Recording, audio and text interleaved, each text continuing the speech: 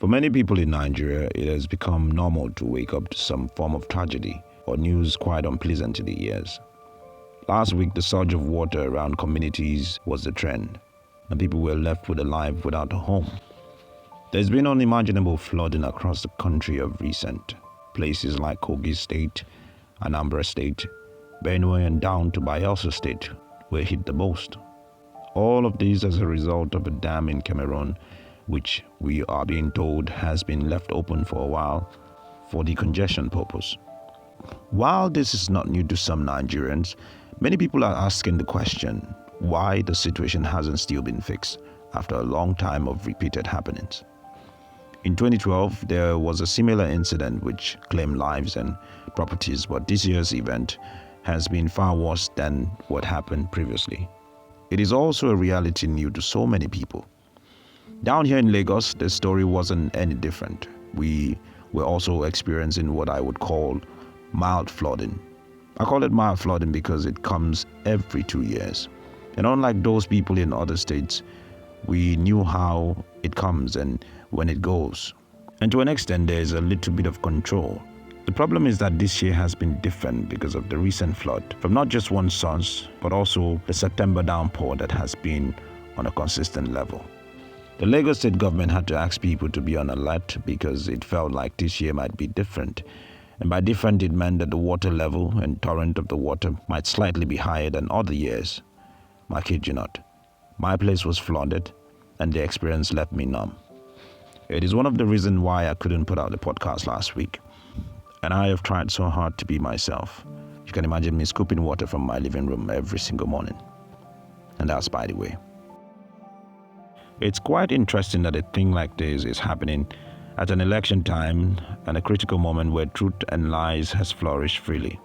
There's been quite some revelation concerning climate change, proper town planning, and the management of unfortunate events of this magnitude.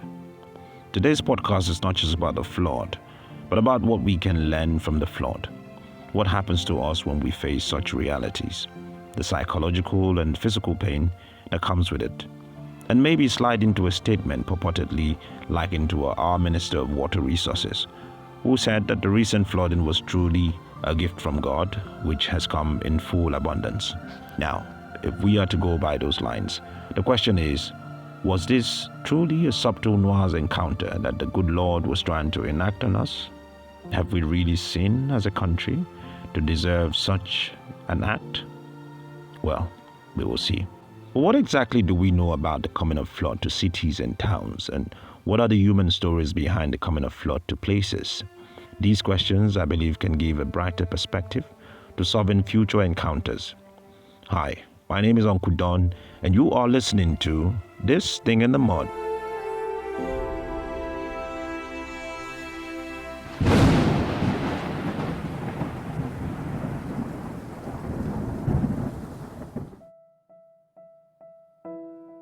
In 1975, it was reported that 229,000 people died in China, and this was due to Bangyu Dam failure to hold water, and there was extreme flooding. It is said that this is one of the worst modern-day flooding to ever happen. I don't know, it might sound debatable, but you can look up Google. Well, of course, because of the life it claimed. There are other stories, especially in the US, where it feels like a yearly encounter for people who live next to the ocean. But in Africa, we've had our own fair share of experiences with flood. The 2007 flood of Africa was reported by the UN to be one of the worst flooding in recorded history. And the flooding started with rains on September 14th and affected Senegal, Liberia, Ghana, Togo, Burkina Faso, Mali, Niger, Nigeria, Chad, Sudan, Ethiopia, Uganda, Kenya, Rwanda, lasting for 3 good days. 250 people died. Now moving on, here are 5 flood facts that you should know. 6 inches of fast-moving water is enough to knock a person down. 66% of flood-related deaths are due to drivers attempting to drive through water that is too deep. Now concerning this, when it flooded here in Lagos, I saw a video of a guy who was trying to drive through a flood with people on his bike, and he was being taken by the flood. It was a stupid act, but people videoed it. Nowadays, silly things happen and you see how people just, look at it as just something normal and take videos. And I think to myself, are we really going crazy in this country? The other fact is that new land development can increase the risks of flooding. So you need to ask your landlord, or you need to ask people who are building houses. They should check for flood-related incident before you erect any structure. Everyone has the potential to experience flood, so it's not particularly for a particular set of people. Everyone, both old and young, rich and poor. And the last one is that flood insurance is separate from homeowners insurance. Even if you have homeowners insurance, you are not covered for flood damages unless you have a flood policy as well. So you better check this with your insurance company. But the coming of flood to cities does three things, which I believe is unconventional. For one, the coming of flood can break homes and break marriages. Yep, you heard me. In my area, to be specific, I remember a couple had rented an apartment a month before the flood came. They had a baby with them, it felt like a newly married couple who probably were a year old in their marriage. And when the flood came, the wife couldn't help it. She told the husband that she was going to move and that she didn't care if he had paid an entire 1 year rent for the place. The landlord was refusing to give him back the money. She couldn't cope. She just couldn't scoop water from the rooms anymore. And they left. It was a big tussle at the time. I remember this was like 2 years ago. And it was something that was so unpleasant to hear or to see. And these are very quite touching stories that have been heard on different occasions. I know of another family who lived next to the river in my area. When the river level came up, they had to move, and the wife had to take the baby and go live in a different place, and the husband went to live in a different place. And it was really, really hard for them, and something that you will not wish on anybody.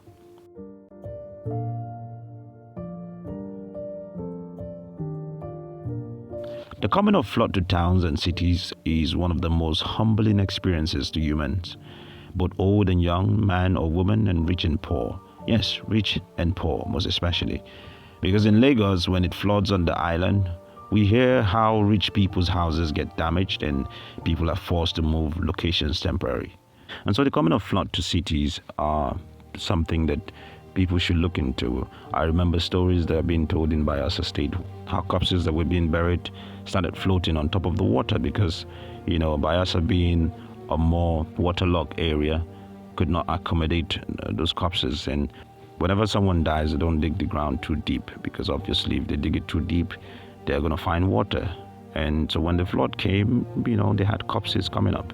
So like we said, the coming of flood displaces people and changes lives. The coming of flood brings diseases, causes death, and causes health challenges.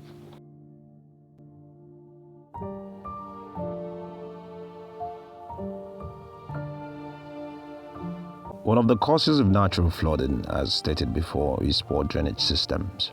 Water channels help a lot to counter natural flooding, and the dredging of our rivers to accommodate large volume of water is probably one of the well-known facts about flood control. For me, it was an eye-opener. I can't remember a time that I had to sleep and think the water is going to fill up my living room and sweep me away to some place I do not know.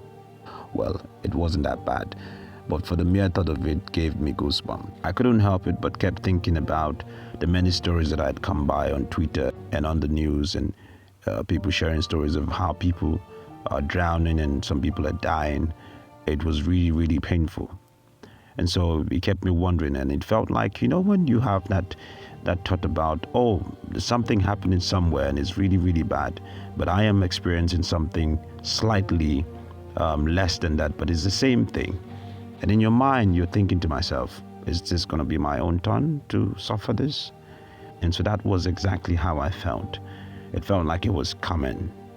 It was coming. And some of my friends told me, hey, listen, man, you need to move. And I was like, well, this has happened before and it was a bit controlled. I'm believing that it would not be as bad, as people would say it would be. And thank goodness, it wasn't that really, really bad. And so in my little thought corner, when I was thinking about this whole experience, and I said to myself, when Fela sang the song, Water No Get Enemy, what really was he referring to?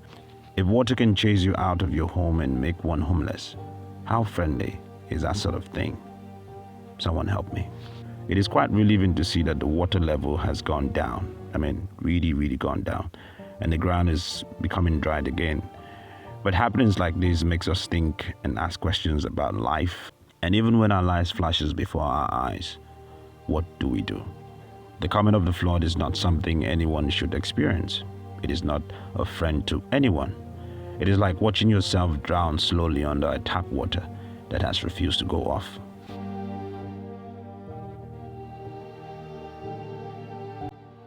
If you have experienced the flooding, wherever you live in Nigeria or anywhere else, my prayers and thoughts are with you. I pray that nothing like this ever happens to you again. Shalom. And that is what is in the mud.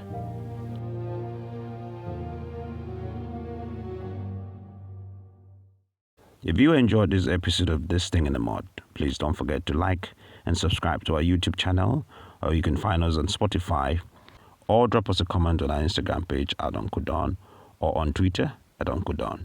Thank you so much for listening. I can't wait to see you guys next week.